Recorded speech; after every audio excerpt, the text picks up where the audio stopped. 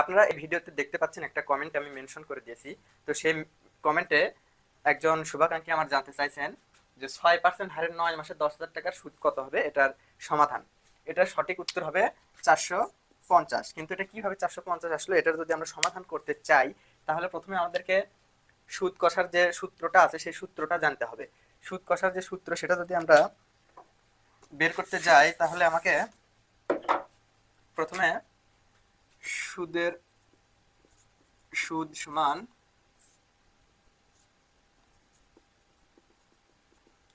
আসল গুণন সময় গুণ কত পার্সেন্ট হারের পরিমাণ, হার, আর ভাগ হচ্ছে 100।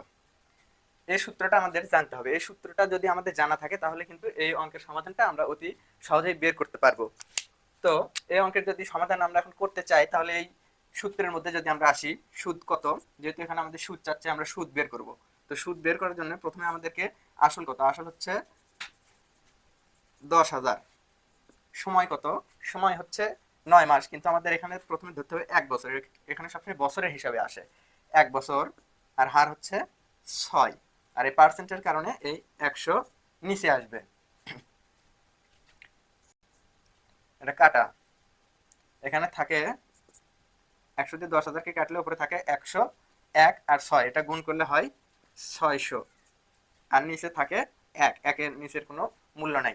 এখন অনেক কাকু এখন মনে করবে যে আমরা তো অপশনের মধ্যে কত দেখলাম, 600 আছে, অপশনের ভিতর কিন্তু 600 অপশনটা আছে, অনেকেই কিন্তু 600টা দিয়ে দেবে, কিন্তু আসলে 600টা সঠিক অ্যান্সার নয়।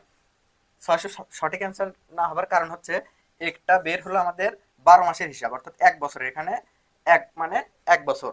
এখন এখানে 1 বছরে যদি আমাদের 600 টাকা হয় তাহলে আমাদের এটা 12 দিয়ে যদি আমরা ভাগ করি তাহলে প্রতি মাসে আসে আমাদের 50, 12 দিয়ে 600কে কাটলে হবে 50, অর্থাৎ প্রতি মাসে আমাদের সুদ আসে 50, তাহলে 900, অর্থাৎ 9 মাস, আমরা যদি 9 মাস গুণ করি 50কে, 50 টাকা প্রতি মাসে সুদ পাই 9 মাসে, তাহলে আমাদের অ্যান্সার হবে 450 টাকা। এটা সঠিক অ্যান্সার। অনেক কাকু কিন্তু মনে করেছিল যে 600 সঠিক অ্যান্সার হবে, যেহেতু এটা আমরা কাটাকাটির পর 600 থাকে, কিন্তু 600 হচ্ছে 1 বছরের। আমাদেরকে অবশ্যই এটা খেয়াল রাখতে হবে যে এখানে মাসের চাইছে 9 মাসের, সেজন্য আমরা সেখান থেকে 3 মাস বাদ দিয়ে দিলাম এবং 3 মাসে 150 টাকা বাদ চলে যাওয়ার কারণে আমাদের 9 মাসের 450 টাকা আসলো। এটাই সঠিক অ্যান্সার।